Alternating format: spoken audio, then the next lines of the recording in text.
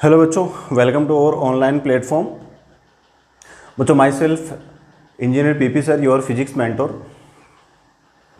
चलिए बच्चों, स्टार्ट करते हैं नई वीडियो के साथ में। आज के इस वीडियो में अपन बात करेंगे कि किस तरीके से मापन में त्रुटियां होती हैं और इन त्रुटियों को कैसे हम हल करते हैं। तो हमारा टॉपिक है मापन में त्रुटियां। मापन में त्रुटियां। तो बच्चों, सबसे पहले अपन बात कर लेते हैं कि जैसे मैंने मान ली भी त्रुटि की अपन बात करते हैं, तो त्रुटि होती क्या है, कैसे अपन त्रुटि को कैलकुलेट करते हैं, क्या ये होती है, कैसे इसको हम पहचानते हैं किसी भी मापन में कि भाई त्रुटि है या नहीं है।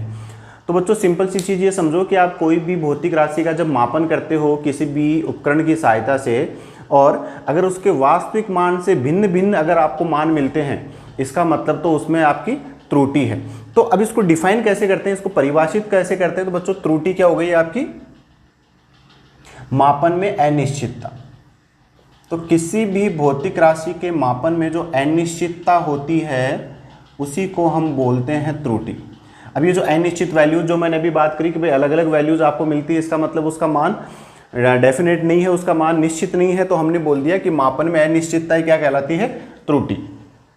अब देखो, त्रुटि के जो विभिन्न प्रकार हैं उनकी अपन वन बाय वन बात कर लेते हैं, जिन पर बेस्ड क्वेश्चंस पूछे जाते हैं हमारे कॉम्पिटिटिव सेक्शन में। तो जैसे मैंने बोल दी, माना कि कोई भौतिक राशि है जिसके n मापित मान हैं, ये हैं उसके मापित मान। तो सबसे पहले तो अपन यहां पर कैलकुलेट करते हैं परम त्रुटि। परम त्रुटि जिसको हम रिप्रेजेंट करते हैं डेल का चिन्ह लगाकर। सॉरी। तो बच्चों, परम त्रुटि की बात करते हैं तो परम त्रुटि हो गई क्या, वास्तविक मान माइनस मापित मान। जो आपका वास्तविक मान है उसमें से अगर आपने मापे गए मान को घटा दिया तो आपको क्या मिल जाएगी, परम त्रुटि मिल जाएगी। लेकिन कई बार क्या होता है कि आपको वास्तविक मान पता नहीं है, जैसे यहां पर सिर्फ आपको ये मापित मान दे दिए और इसी में आपको पूछ लिया कि भाई त्रुटि बताओ, क्या परम त्रुटि होती है, क्या माध्य त्रुटि होती है, क्या आपेक्षिक त्रुटि, अलग अलग जो अपन बात करने वाले हैं। तो यहां पर क्या कॉन्सेप्ट अपन ने कह दिया कि साहब वास्तविक मान ना होने पर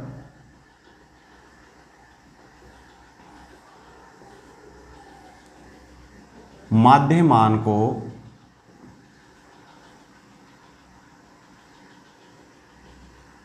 वास्तविक मान लिया जाता है। ठीक है, इन सब वैल्यूज का अपन ले लेंगे यहां पर माध्य मान या औसत, तो उसी को हम क्या मान लेते हैं, यहां पर वास्तविक मान मान लेते हैं। तो देखो, इनका औसत क्या आ गया, A bar is equal to A1 plus A2 plus A3 up to AN upon N। ये हो गया आपका वास्तविक मान, जिसको आपने माध्य मान के रूप में लिया गया है यहाँ पर। अब यहाँ पर अलग अलग राशियों में आप निकाल सकते हो। A1 में निकालना है आपको परम त्रुटि का मान, तो del A1 is equal to A bar minus A1। A2 में निकालना है तो del A2 is equal to A bar minus A2 and so on. इस तरीके से आप निकाल सकते हो। तो ये तो तरीका होता है परम त्रुटि निकालने का। इसके बाद हम बात करते हैं माध्य परम त्रुटि। तो माध्य परम त्रुटि क्या हो गई बच्चों, माध्य परम त्रुटि में हम बोलते हैं कि सब जितने भी हमारे पास परम त्रुटियां प्राप्त हुई है, ये वास्तविक मान में से मापित मान को घटाने पर इन सबके मापांकों का योग करके कुल पदों का भाग दे दो वहां पर। क्योंकि यहाँ पर देखिए, जो परम त्रुटि है वो तो आपकी ऋणात्मक भी हो सकती है, धनात्मक भी हो सकती है। तो जब हम इनका माध्य लेते हैं तो हम सभी के मान लेते हैं यहाँ पर मापांक, मतलब सिर्फ धनात्मक मान ही हम इसके कंसीडर करते हैं। तो इस तरीके से आपको मिल गई माध्य परम त्रुटि। इसके बाद हम बात करते हैं आपेक्षिक त्रुटि। तो बच्चों, आपेक्षिक त्रुटि क्या हो गई, आपेक्षिक त्रुटि या इसको हम सापेक्ष त्रुटि भी बोलते हैं क्वेश्चंस में, इसको सापेक्ष त्रुटि ये हो गई। देखिए, आपेक्षिक वैल्यू की जब भी अपन बात करते हैं, आपेक्षिक मान की, आपेक्षिक राशि की जब भी अपन बात करते हैं, तो वो होती है अपने मूल मान या वास्तविक मान के सापेक्ष।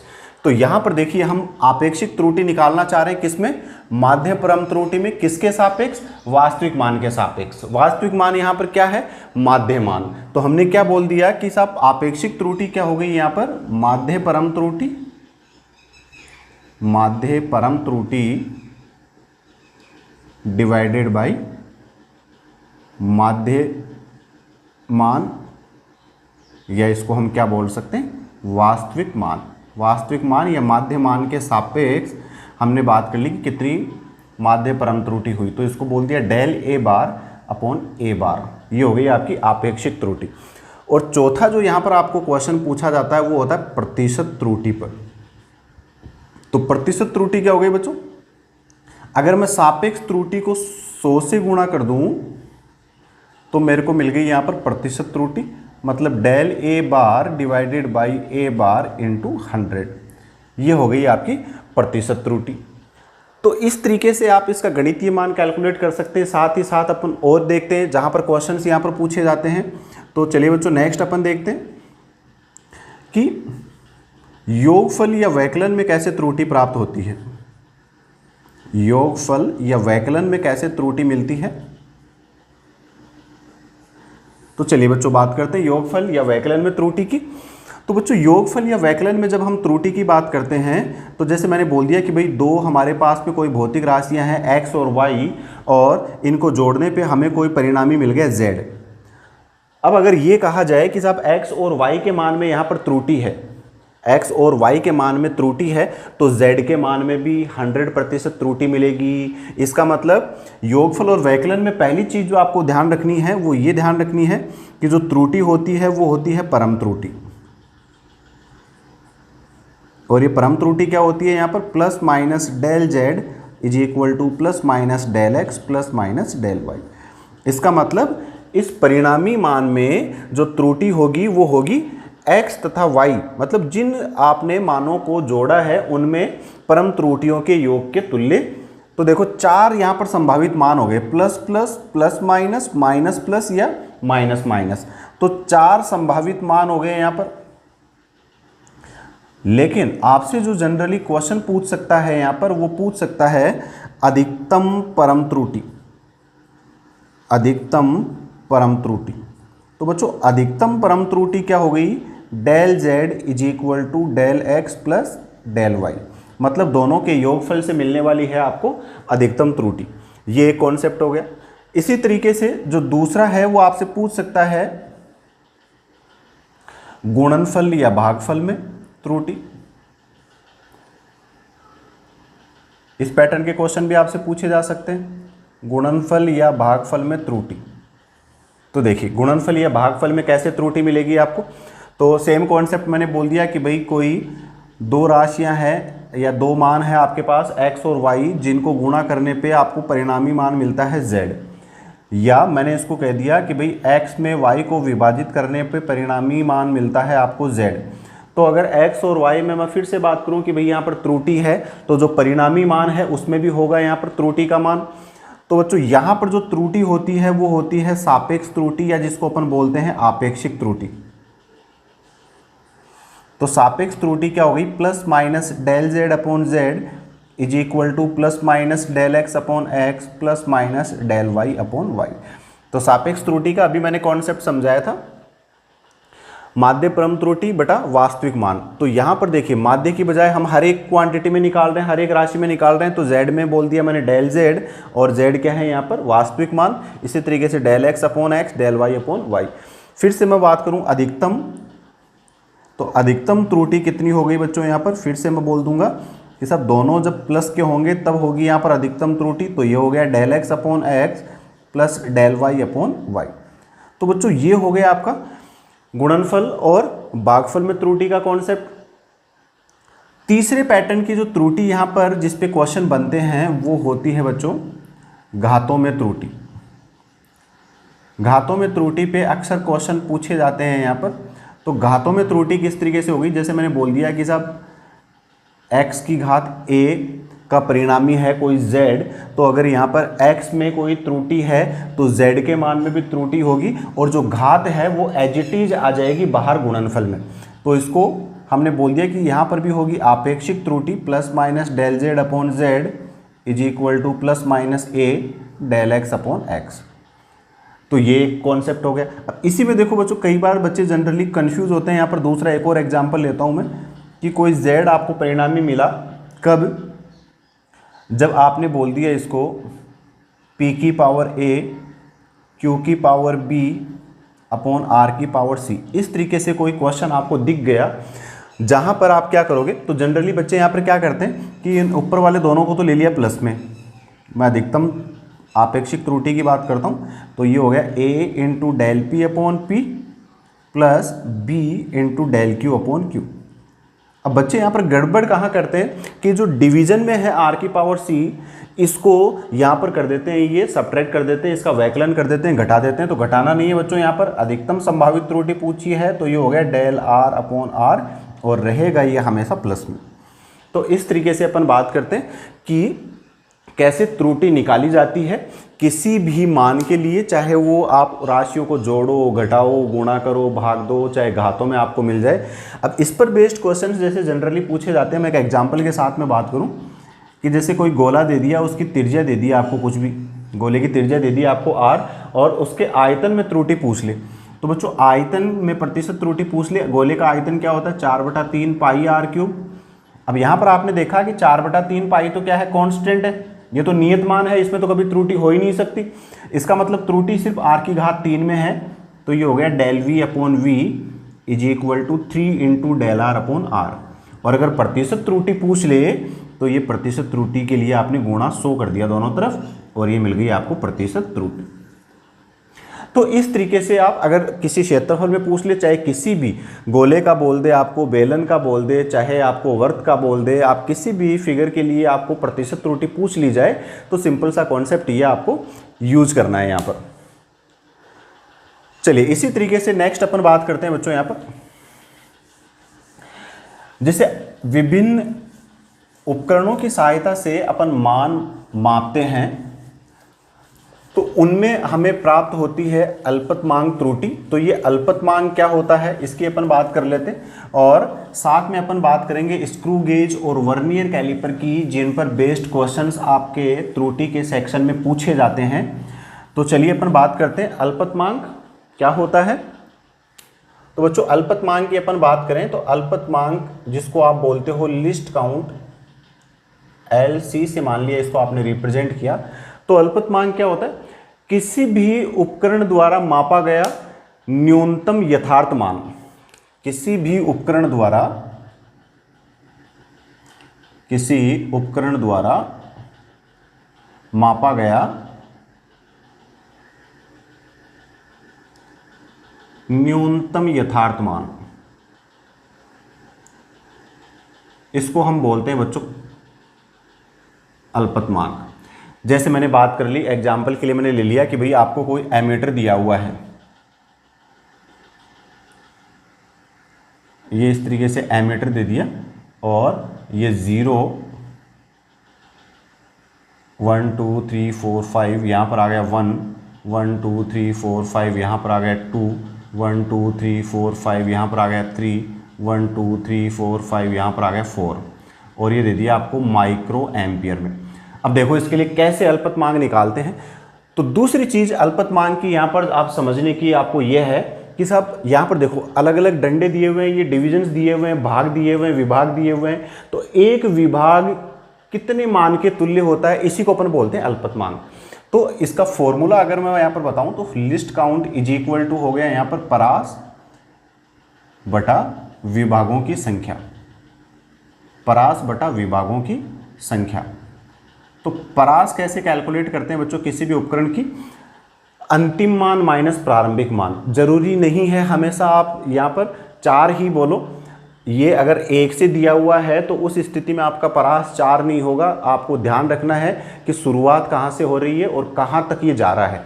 तो परास यहाँ पर देखिए बच्चों, इसकी अगर मैं लिस्ट काउंट की बात करूँ तो इसका लिस्ट काउंट हो गया, परास हो गई 4 - 0, साथ में मात्रक जरूर ध्यान रखना है। तो ये हो गया 4 माइक्रो एम्पियर डिवाइडेड बाई विभागों की संख्या।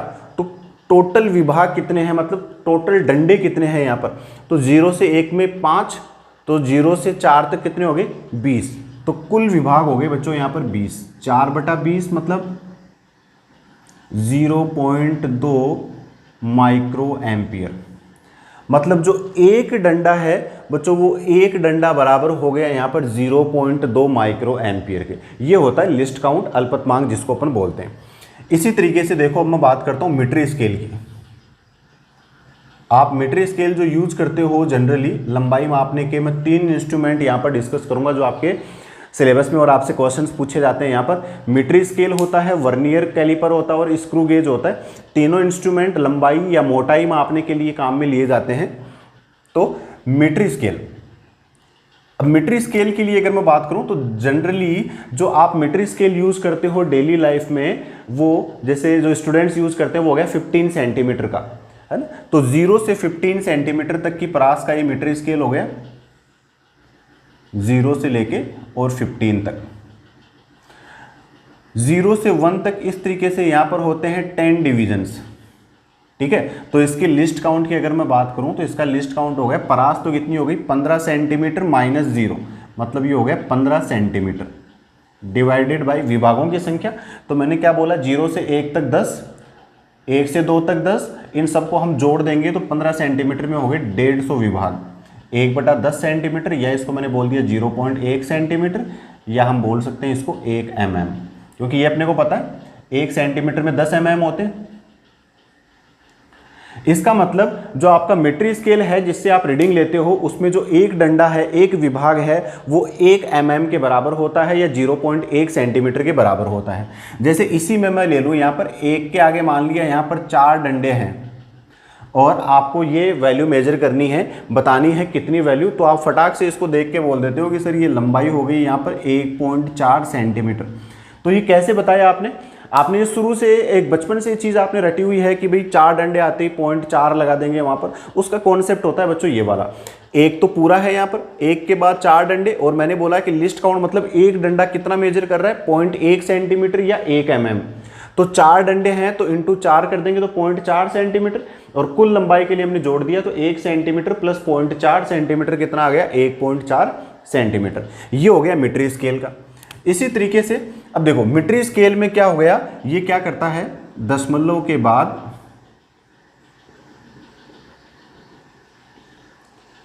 एक अंक तक यथार्थ मान मापता है। इससे छोटी वैल्यूज अगर कोई हमें मापनी होंगी तो फिर हम मीटर स्केल नहीं लेंगे, क्योंकि जैसे मान लिया 1 mm से कम या 0.1 सेंटीमीटर से छोटी कोई वैल्यू है तो ये बिल्कुल इससे बाहर आ गया तो हम वहाँ पर लगाएंगे अंदाज़ा, और अंदाज़ा मतलब क्या हो गया त्रुटि। तो हमें तो यथार्थ मान चाहिए। यहाँ पर यथार्थतापूर्वक कहाँ पर मापेगा, ये दशमलव के बाद सिर्फ एक अंक तक। इससे छोटी अगर वैल्यूज़ आपको मापनी है तो आप चलते हो वर्नियर कैलिपर की तरफ। वर्नियर कैलिपर, तो वर्नियर कैलिपर सामान्यतया यूज किया जाता है मोटाई या गहराई मापने में। जैसे कोई पात्र है, कोई बर्तन है, उसकी गहराई अगर मापनी है या उसकी मोटाई अगर मापनी है तो वर्नियर कैलिपर का इस्तेमाल किया जाता है। किस तरीके का उपकरण होता है, तो देखिए बच्चों ये उपकरण होता है कुछ इस तरीके का, देखा होगा आपने जनरली। ये एक स्केल यहाँ पर ये लगा होता है जिसको हम बोलते हैं मुख्य स्केल, मुख्य पैमाना। एक ये नीचे लगा होता है जिसको हम बोलते हैं वर्नियर पैमाना, और यहाँ पर इस तरीके से जिस भी शीट की आपको मोटाई या जिस भी मोटाई का आपको मापन करना है उसको रखा जाता है इन दोनों जबड़ों के बीच में, ठीक है। ये इधर इस तरीके से हैंड ये लगा होता है, ये इस वाले भाग का काम होता है किसी पात्र की गहराई मापने का, है ना। यहाँ पर ऊपर पेच लगा होता है जिसकी सहायता से हम इसको घुमा के आगे पीछे और उस शीट की मोटाई में फिक्स करते हैं। अब 2 पैमाने लगे होते हैं बच्चों यहाँ पर, एक तो ये ऊपर वाला पैमाना इस तरीके से लगा होता है, एक ये पैमाना होता है जनरली सामान्यतया होता है मिलीमीटर में। तो इस वाले पैमाने को तो हम बोलते हैं मुख्य पैमाना। मुख्य पैमाना। और ये जो नीचे इसमें एक और पैमाना लगा होता है इसको हम बोलते हैं वर्नियर पैमाना। वर्नियर पैमाना सॉरी। तो जनरली देखो बच्चों, अगर मैं मान लूं यहां पर कि मुख्य पैमाने में है एम विभाग और वर्नियर पैमाने में है एन विभाग, तो यहां पर ये मुख्य पैमाने के एम विभाग जब वर्नियर पैमाने के एन विभागों के साथ संपाती होते हैं तो हमें मिलती है यहां पर इसकी रीडिंग। तो इसको देखो, मैं मुख्य पैमाने के विभाग, तो इसको मैं एम एस डी से रिप्रेजेंट कर रहा हूं, मेन स्केल डिवीजन, मुख्य पैमाने के विभाग। तो m into M S D ये बराबर होते हैं n into V S D. ये हमने बात कर ली यहाँ पर, ठीक है बच्चों। अब यहाँ पर जो हम लिस्ट काउंट निकालते हैं, ये लिस्ट काउंट होता है 1 M S D minus 1 V S D. मुख्य पैमाने के जो विभाग हैं उनमें से अपन ने एक मुख्य पैमाने के विभाग को घटा दिया हमने एक वर्नियर पैमाने के विभाग से, तो हमें मिल गया यहाँ पर लिस्ट काउंट। सामान्यतया हम क्या कहते हैं, सामान्यतया हम लेते हैं यहाँ पर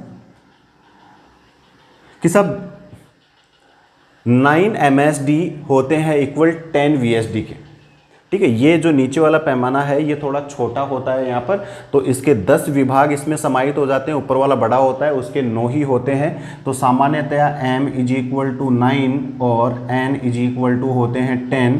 तो देखो लिस्ट काउंट क्या हो गया है यहाँ पर। लिस्ट काउंट के लिए बच्चों अपन जनरली फॉर्मूला यूज़ कर सकते हैं n minus M upon N into M S D, ये फॉर्मूला होता है।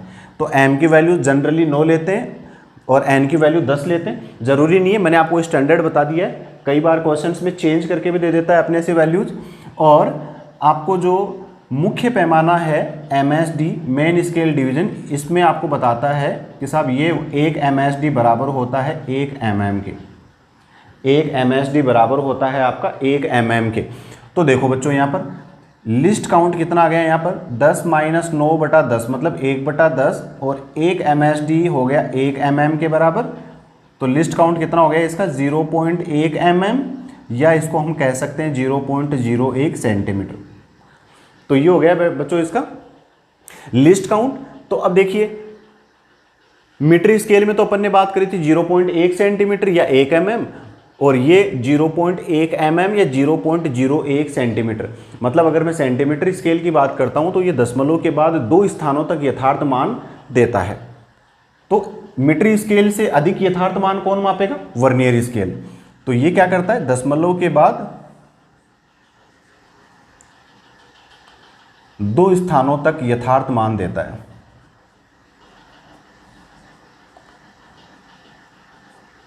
यथार्थ मान देता है, ठीक है। अब कुछ वैल्यूज ऐसी होती है, कुछ शीटें ऐसी होती हैं, कुछ मोटाइयां ऐसी होती हैं जो यहां पर भी त्रुटि देती हैं। तो उनको मेजर करने के लिए फिर हम यूज करते हैं स्क्रू गेज। स्क्रू गेज या हम बच्चों इसको बोल सकते हैं माइक्रोमीटर। तो स्क्रू गेज वापस से मैं बोल दूं, ये भी मोटाइयां मापने के काम में आएगा। इसमें अब की बार क्या होता है, देखिए कुछ इस तरीके से ये यू शेप का ये लगा होता है यहाँ पर स्पेंडल, जिसमें हम फिक्स करते हैं जिस भी शीट की आपको मोटाई मापनी है वो इन दोनों भागों के बीच में यहाँ पर फंसा दी जाती है। यहाँ पर ये लगा होता है एक मुख्य स्केल,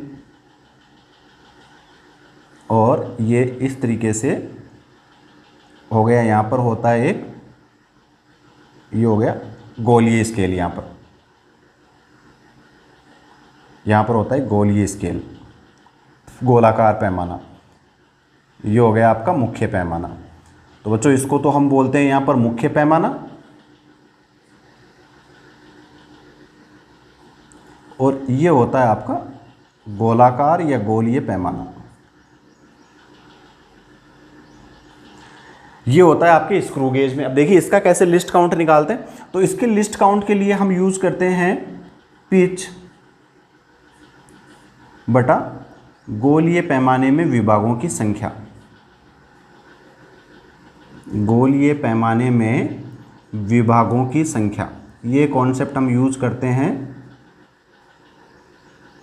इसके लिस्ट काउंट के लिए। पिच को चूड़ी अंतराल भी बोल दिया जाता है, चूड़ी अंतराल। तो चूड़ी अंतराल क्या होता है इसकी अपन बात कर लेते हैं। तो बच्चों चूड़ी अंतराल यहाँ पर क्या होता है, कैसे इसको परिभाषित करते हैं। तो चूड़ी अंतराल हो गया स्क्रू द्वारा एक चक्कर पूरा करने पर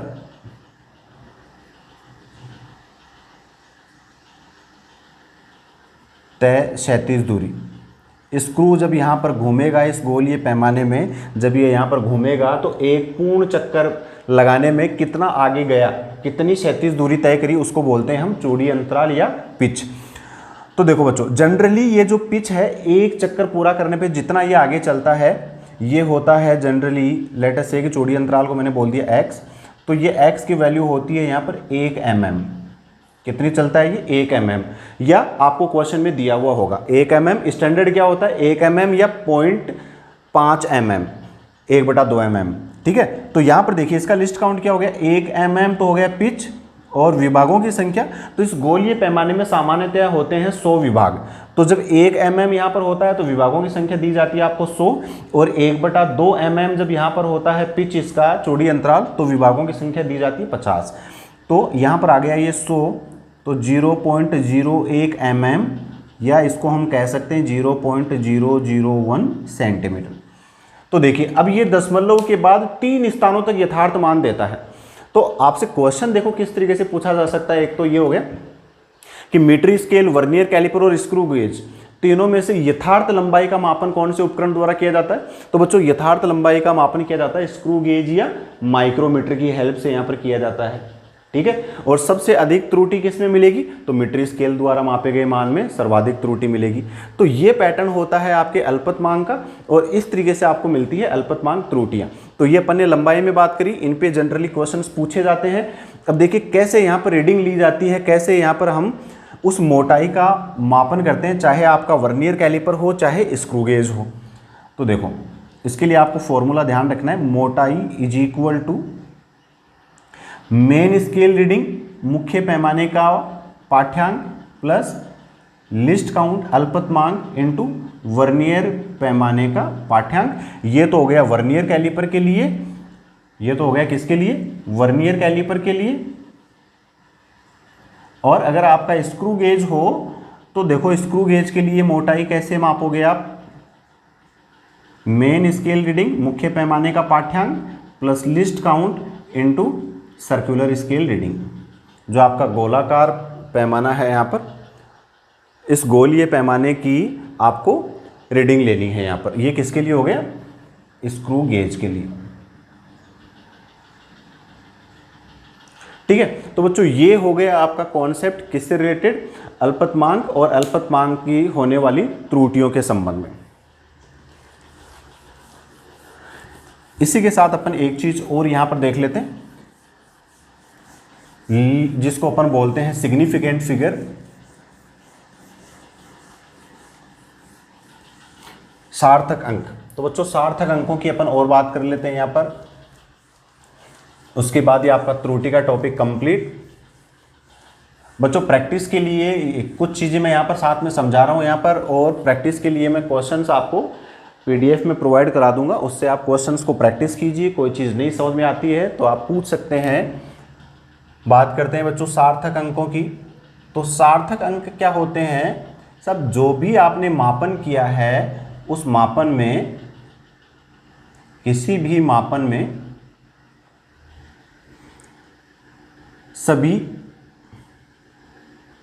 विश्वसनीय अंक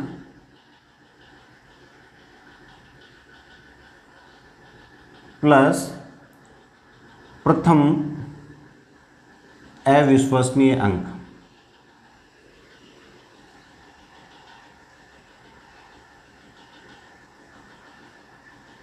प्रथम अविश्वसनीय अंक को सम्मिलित रूप से हम बोलते हैं सार्थक अंक। अगर इसके नियमों की अपन बात करते हैं तो बच्चों इसके नियम बड़े आसान होते हैं, आपको याद होंगे, फिर भी मैं कुछ एक नियम जो सामान्यतः आते हैं वो मैं एक बार एक्सप्लेन कर देता हूं। पहला नियम, मैं विद एग्जाम्पल बच्चों यहाँ पर बात करता हूँ, नियम लिखूंगा नहीं। तो पहला नियम बच्चों क्या कहता है कि किन्हीं दो अशून्य अंकों के मध्य आने वाले सभी शून्य सार्थक अंक माने जाते हैं।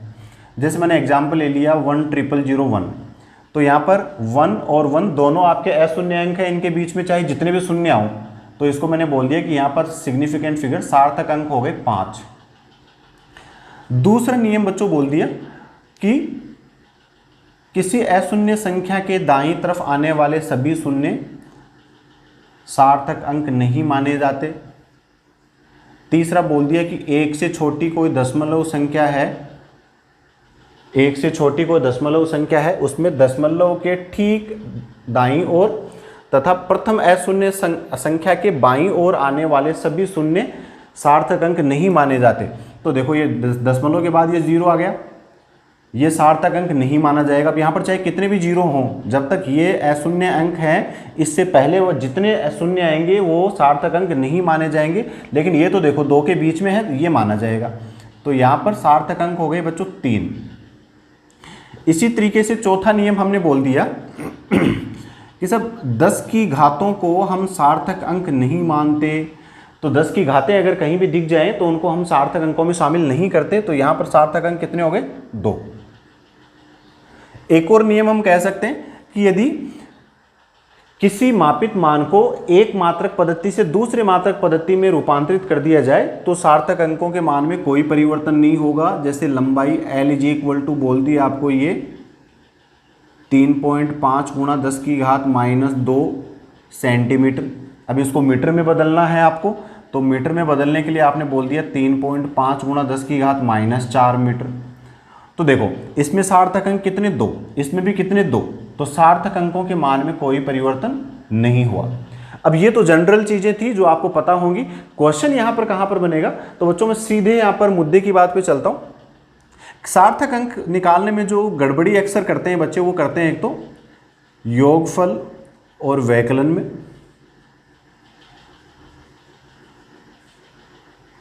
योगफल और वैकलन की स्थिति में देखो किस तरीके से करते हैं। तो जब भी दो मापित मानों को आप जोड़ते हो या घटाते हो तो उनके परिणामी में किस तरीके से सार्थक अंक लेने हैं ये निर्भर करता है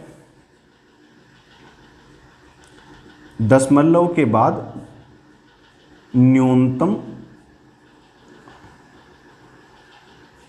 अंक।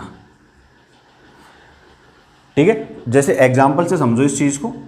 मैंने बोल दिया साहब यहाँ पर है 13.69 और इसमें मैंने जोड़ दिया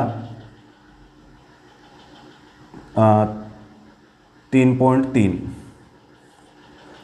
तो देखो बच्चों दशमलव के बाद इसमें तो है 2 अंक और इसमें है 1 अंक। तो जो आपका परिणामी होगा उस परिणामी में भी दशमलव के बाद 1 ही अंक आएगा। तो देखो यहाँ पर 9, 9, 6, 1 ये आ गया परिणामी। अब इसको आपको करना है राउंड ऑफ करना है, पूर्णांकित करना है। कहाँ तक? दशमलव के बाद कितना लेना है? 1 ही अंक लेना है, मतलब इसी को लेना है, इससे आगे वाले को हटाना है। तो पूर्णांकित करने के लिए आपने देखा इससे आगे वाला अंक 5 से बड़ा है, 5 से बड़ा है तो हमने इसमें 1 बढ़ा दिया। चलो इसको मैंने ले लिया 8।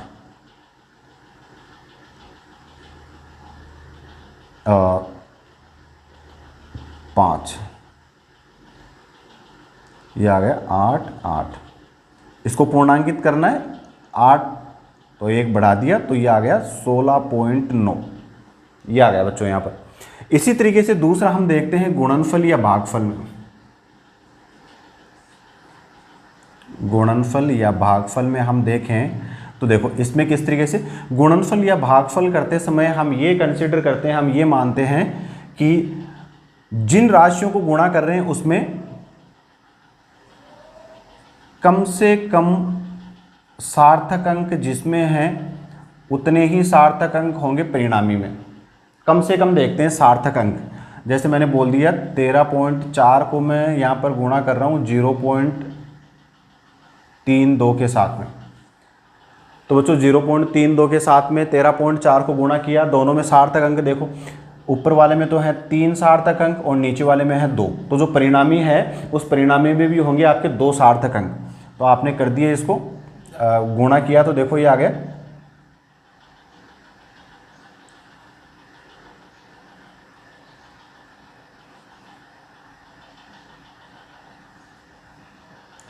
4.188। 4.188 आ गया। हमें तो क्या चाहिए, 2 सार्थक अंक चाहिए। तो 2 सार्थक अंक, एक तो 4 हो गया, एक 1 हो गया, तो इस 1 को ही हमें राउंड ऑफ करना है, यहाँ पर इसी को पूर्णांकित करना है। तो 1 के आगे वाला अंक देखा 8 है, 5 से बड़ा है, तो हमने 1 बढ़ा दिया यहाँ पर, तो ये आ गया 4.2। तो इस तरीके से बच्चों अपन सार्थक अंकों की बात करते हैं यहाँ पर। तो ये आपका त्रुटि किस तरीके से होती है, कैसे मापन करते हैं, किस पैटर्न के क्वेश्चन यहाँ पर बनते हैं बच्चों, ये अपन ने डिस्कस किया आज के इस वीडियो में। So that's it for today. आज के लिए बच्चों अपन इतना ही करेंगे। प्रैक्टिस करते रहिए क्वेश्चंस को। कोई चीज़ नहीं समझ में आए तो आप पूछ सकते हैं हमारे पोर्टल पे, डेफिनेटली आपकी प्रॉब्लम को सोल्व किया जाएगा। सो थैंक यू बच्चों।